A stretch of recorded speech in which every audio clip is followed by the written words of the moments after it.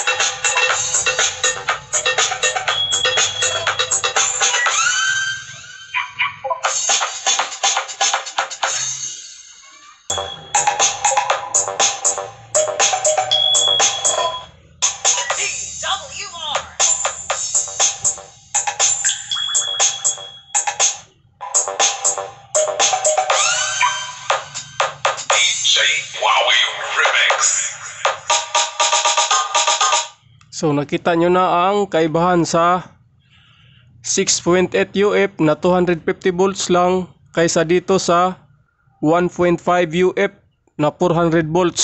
So ito po ang starting capacitor ng electric fan. Sa palagay ko, safe na safe ang ating voice coil nito kaysa dito sa kanyang 6.8 UF na free capacitor. Dahil kung napakinggan natin sa kanyang audio is pumasok po ang kunting ragatak at boses dito sa capacitor na to. Pero dito sa 1.5 UF na 400 volts, although mahina po siya, pero matinis po ang kanyang kalansing. Hindi po nakapasok ang bukal at ang kanyang bass. Pakinggan ulit.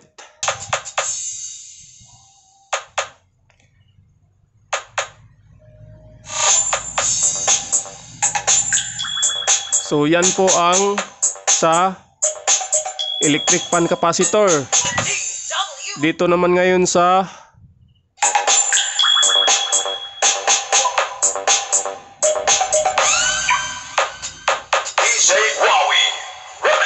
ang price nga pala nito mga sir is nasa 2223 sa online, hindi pa kasama shipping.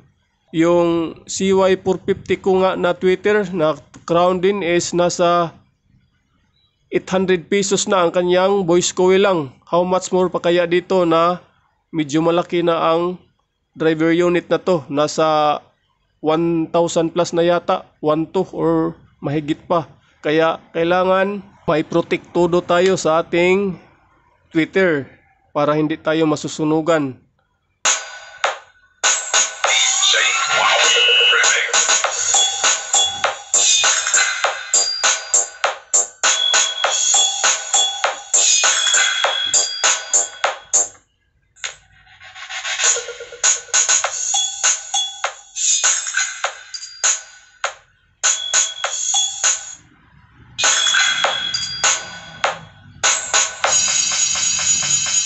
advice ko lang sa mga bumibili ng driver unit na katulad nito or yung mga mas mababang wattage pa, huwag kayong magre-rely sa kanyang free capacitor. Dahil pag itong free capacitor alone lang, so pwede tayong masunugan ng voice coil.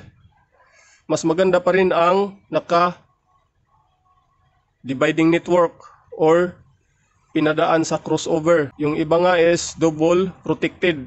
Bukod sa pinadaan pa ng crossover, may dividing network pa sila. So okay naman itong starting capacitor ng electric fan. Safe na safe po dito ang ating mga tweeter. Dito naman sa 6.8 at 250 volts, malakas nga siya pero may kunting nakapasok na bass, middle frequency at malaki ang boses at medyo malaki din ang kanyang kalansing. Unlike dito, pigil nga pero malinis naman tumunog.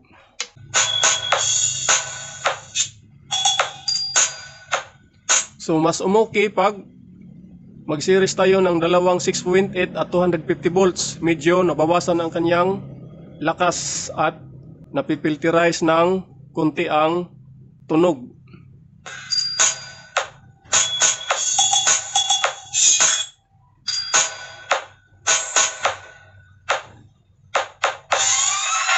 So dito ngayon mga sir is try nating pinag-series ang dalawang 6.8 250 volts na capacitor.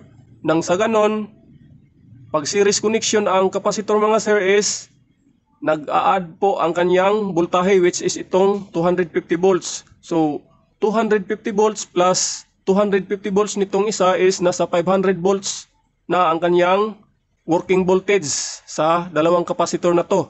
At since series, nakakuha pa rin tayo ng same capacitance which is itong 6.8 nitong dalawang capacitor na pinag-series.